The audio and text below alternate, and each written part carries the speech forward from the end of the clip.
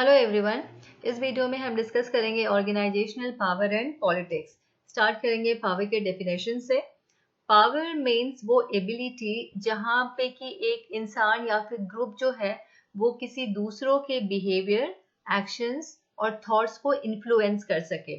So it is the ability of a person और group to influence others. Okay, powers जो है उसको हम मेनली क्लासीफाई करते हैं टू ब्रॉडर टाइप्स में। First is positional power. Now positional power, ये वर्ड से समझ में आ रहा है कि ये पावर कहाँ से मिलती है। एक एम्प्लॉय जो पोजीशन ऑक्यूपाई किया होता है ऑर्गेनाइजेशन के अंदर, उस पोजीशन या उस डेजिग्नेशन से रिलेटेड जो भी पावर्स है वो एम्प्लॉय जो है उसे यूज कर सकता है। तो positional power is the power a person gets because of the position he is holding in an organization. जैसे ही वो उस पोजीशन को लीव करेगा, वो वहां से वो जॉब को छोड़ के चला गया, उस रोल को छोड़ के चला गया, तो वो पावर भी नहीं रहेगा उसके पास। ठीक है, एग्जाम्पल है जैसे principal. Now principal can make the rules of the school. वो ही क्यों रूल बना सकते हैं स्कूल का, क्योंकि वो प्रिंसिपल है। So he is having power. जो वो पोजीशन है प्रिंसिपल के, उस पोजीशन के पास वो पावर है कि वो स्कूल के रूल्स को बना सके। So that is called as positional power. जैसे सीईओ हो गया, सीईओ की बातें उनके एम्प्लॉयज क्यों सुनेंगे, उनके इंस्ट्रक्शंस को क्यों फॉलो करेंगे, क्योंकि सीईओ के पास भी पोजिशनल पावर है, पुलिसमैन के पास भी पोजिशनल पावर है। तो ये सारी पावर्स जो है पोजिशनल पावर, ये कहाँ से आती है, वो पोजीशन से जो कि उस इंडिविजुअल ने ऑक्यूपाई किया हुआ है। नेक्स्ट है personal power. Now personal power comes from a persons qualities. ये डिपेंड नहीं करता पर्सनल पावर में कि वो एम्प्लॉय जो है उसकी पोजीशन क्या है, वो हायर पोजीशन में है या लोअर पोजीशन में है। वो किसी भी पोजीशन में है, अगर वो लोअर पोजीशन में है तो भी उसके पास पर्सनल पावर हो सकती है, अगर उसके पास कोई स्पेशल क्वालिटीज है, नॉलेज है या स्किल्स है, या तो फिर उसकी पर्सनालिटी ऐसी है कि लोग उससे इन्फ्लुएंस हो रहे हैं। तो ये सारी जो पावर है इसको हम लोग क्या बोलते हैं, पर्सनल पावर। ठीक है, एग्जाम्पल में हम देख लेते हैं। अगर कोई स्किल्ड एम्प्लॉय है, एक कंपनी में कोई एम्प्लॉय जिसके पास बहुत ही स्किल्ड है, तो काफी सारे लोग उसकी रिस्पेक्ट करते हैं, उससे सजेशंस लेते हैं, उससे इन्फ्लुएंस होते हैं।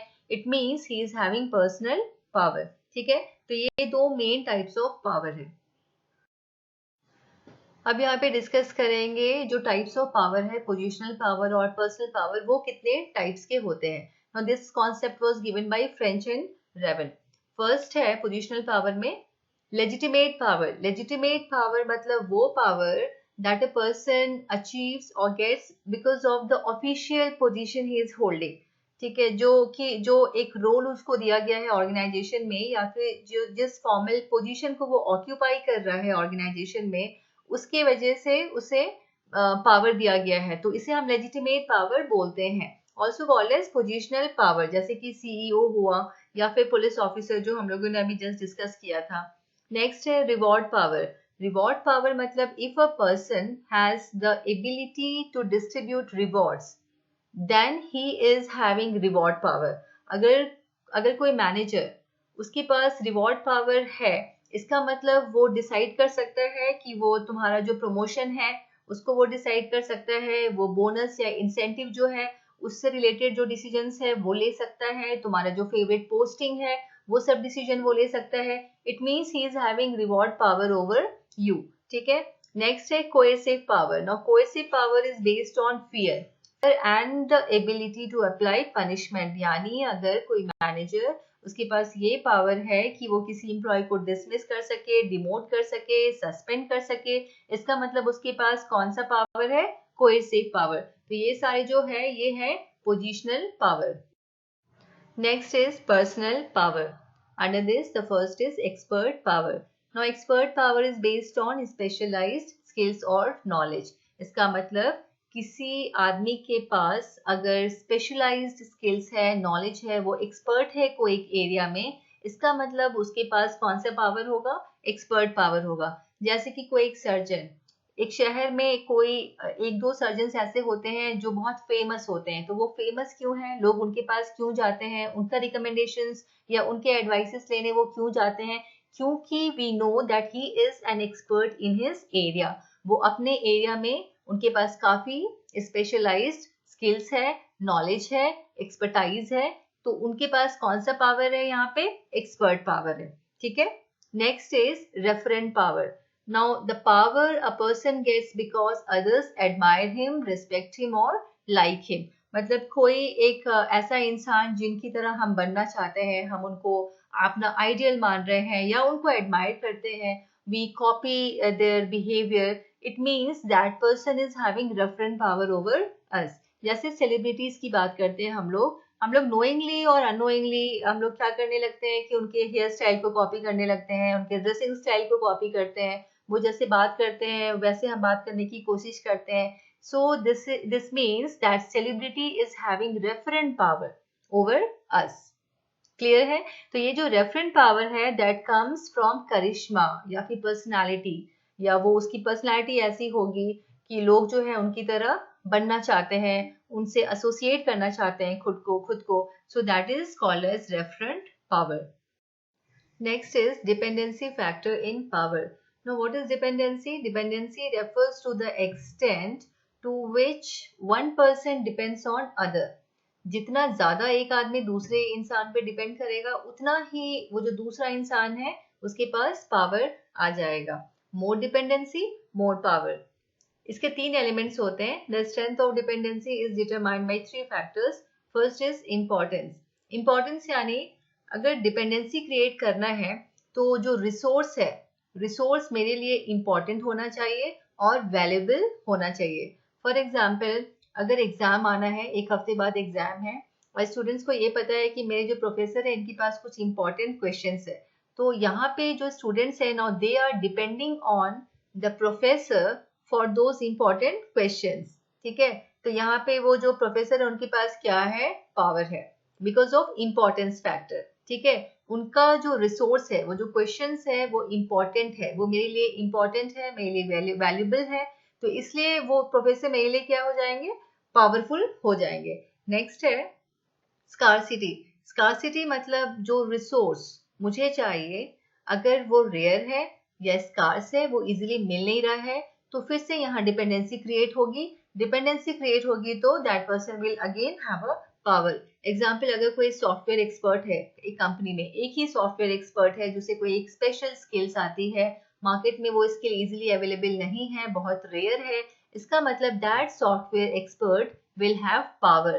कौन से फैक्टर की वजह से? स्कैर्सिटी की वजह से, क्योंकि यहाँ ऑर्गेनाइजेशन उस पर बहुत ज्यादा जो है वो डिपेंड करने लगेगी। ठीक है। नेक्स्ट इज नॉन सब्सटीट्यूटेबिलिटी, यानी अगर एक रिसोर्स की कोई ऑल्टरनेटिव नहीं है, उसका रिप्लेसमेंट नहीं मिल पा रहा है इजीली से, तो again that resource will have power.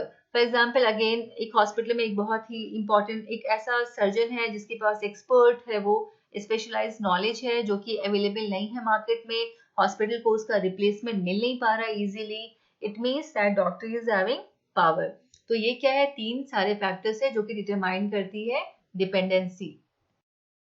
Next topic is organizational politics. Now organizational politics is an activity that is not required formally. ये हमारे जॉब का पार्ट नहीं होता है, फिर भी लोग इस तरह की एक्टिविटी में एंगेज होते हैं क्योंकि डिपार्टमेंटल गोल्स को पूरा करना होता है या फिर अपने कुछ पर्सनल गोल्स को पूरा करने के लिए। और वो कैसे करते हैं? They use the power, influence and informal tactics.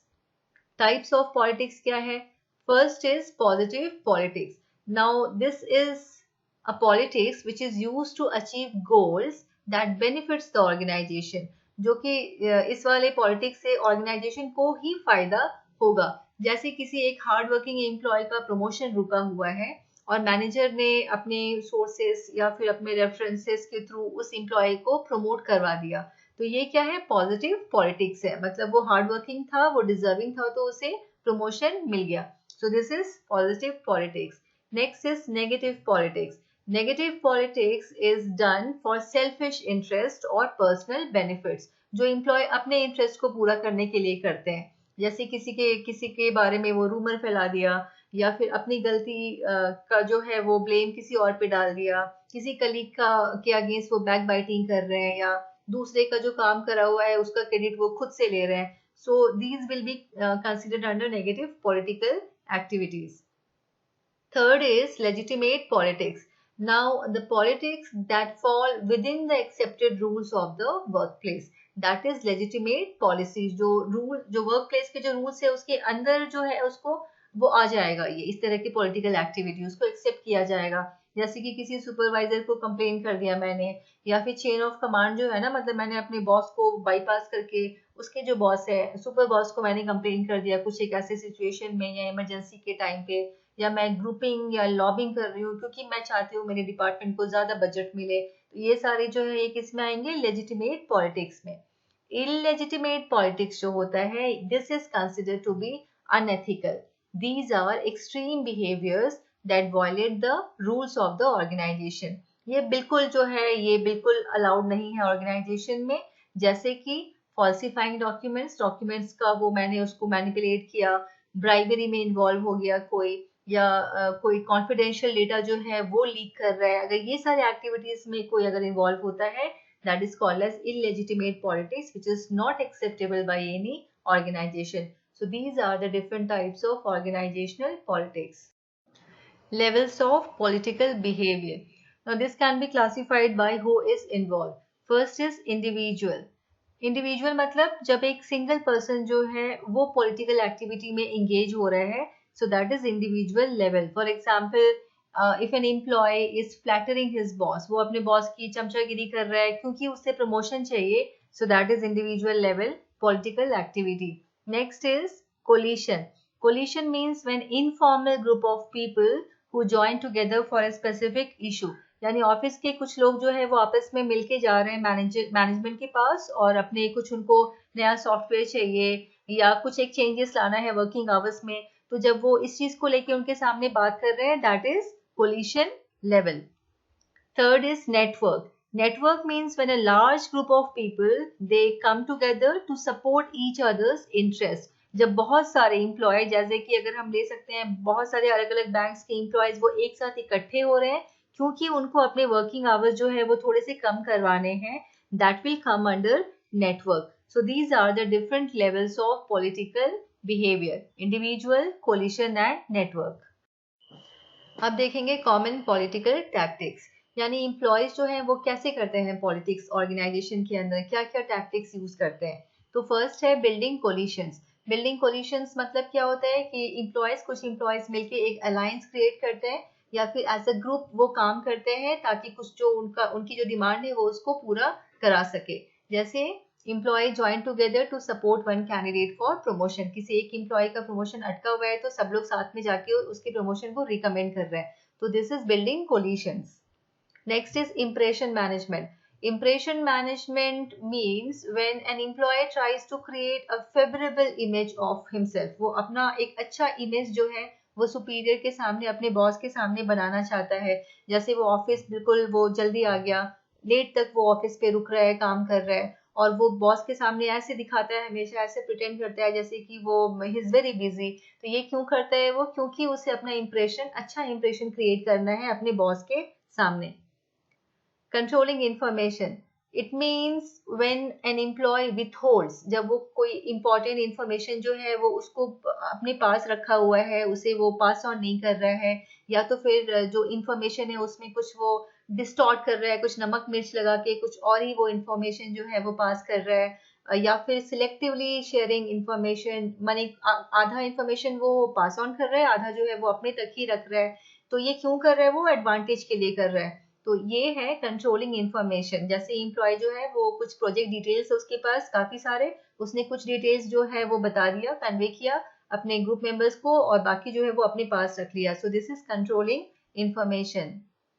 उसके बाद है नेटवर्किंग. नेटवर्किंग मतलब जब एम्प्लॉय रिलेशनशिप्स बिल्ड करते हैं इन्फ्लुएंशियल लोगों के साथ, मतलब जो लोग उसके करियर को थोड़ा इफेक्ट कर सके, मतलब जो करियर ग्रोथ उन्हें दिला सके, वैसे वैसे जो लोग होते हैं उनसे वो अपना रिलेशनशिप जो है वो मेंटेन करते हैं. जैसे कोई कंपनी के सीनियर एग्जीक्यूटिव है या बाहर किसी कोई पॉलिटिकल लीडर है, ठीक है, so he connects himself, he maintains relationship with them ताकि उसे अपने करियर में फायदा मिले.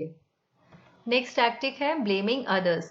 मतलब जब एम्प्लॉयज जो है वो अपने अपने गलतियों का या फिर अपने फेलियर्स का रीजन या फिर रिस्पॉन्सिबिलिटी किसी और को ठहराते हैं क्योंकि उनको अपना इमेज जो है वो प्रोटेक्ट करना है, दैट इज ब्लेमिंग अदर्स. ठीक है, जैसे यहाँ पे मैनेजर जो है वो जो सेल्स टीम है उसको ब्लेम कर रही है पुअर सेल्स का, जबकि उसकी प्लानिंग में गड़बड़ थी। ठीक है, नेक्स्ट है इंग्रेशिएशन। इट मीन्स फ्लैटर करना हमेशा, मतलब बॉस जो है उसको हमेशा कॉम्प्लीमेंट्स देते रहना, हमेशा यस बॉस करते रहना, बहुत फ्रेंडली होना क्योंकि कुछ फेवर्स चाहिए बॉस से। So this is an example of ingratiation. Attacking और अंडरमाइनिंग अदर्स, इट मीन्स जब हम लोग रूमर्स स्प्रेड कर रहे हैं किसी के बारे में, क्रिटिसाइज कर रहे हैं किसी को, या किसी का रेपुटेशन जो है वो कम करने की कोशिश कर रहे हैं, it means we are indulge in attacking और अंडरमाइनिंग अदर्स। जैसे एग्जाम्पल में किसी के बारे में कुछ नेगेटिव स्टोरीज जो है अपने कोवर्कर के बारे में वो फैला रहे हैं ताकि उसके प्रमोशन के चांस कम हो जाए, ये इसमें आएगा अटैकिंग में। ठीक है, तो ये सारे जो है ये है political tactics. Thank you for watching.